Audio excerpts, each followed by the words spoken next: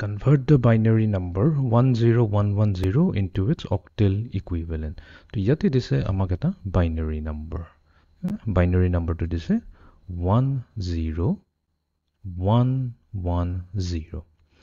এই নম্বৰটো যেহেতু বাইনাৰী হয় ইয়াক আমি ব্ৰেকেটৰ ভিতৰত ৰাখি ইয়াতে সাইডতে 2 লিখি দিম সো 2 হৈছে বেস 2 তো এটো ইন্ডিকেট কৰি আছে যে এটো হৈছে এটা আমাৰ বাইনাৰী নম্বৰ তো আমাক কৈছে এই বাইনাৰী নম্বৰটোৰ অক্টেল ইকুইভ্যালেন্টটো কি হ'ব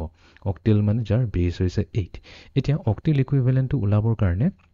আমি কি কৰিম আমাৰ যোনটো দিয়া আছে বাইনাৰী বিটটো এটো আমি প্ৰথমতে নোট ডাউন কৰি লওঁ 10110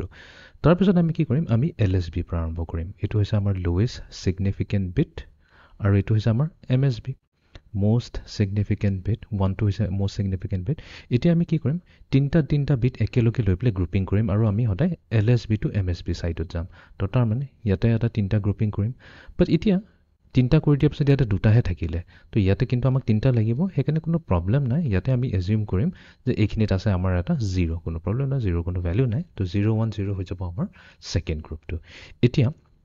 আমি সাম যে এই 110 আৰু 010 অক্টেল ইকুইভ্যালেন্টটো কি হ'ব বিকজ এটোটো একেবাৰে সিম্পল হয় তো আমি আমাৰ যোনটো টেবল আছিল আমাৰ অক্টেল নম্বৰ কিটা আছে 0 1 2 3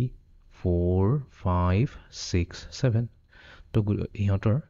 bit binary equivalent to is 000 001 010 011 100 101 110 আৰু 111 তো তেনে হলে 110 কোড আছে 110 এটো আছে তাৰ মানে এটো হ'ব আমাৰ 6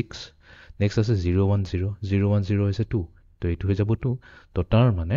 আমাৰ যোনটো 10110 বাইনাৰী নম্বৰটো দিয়া গৈছে তাৰ অক্টেল ইকুইভ্যালেন্টটো হ'ব 26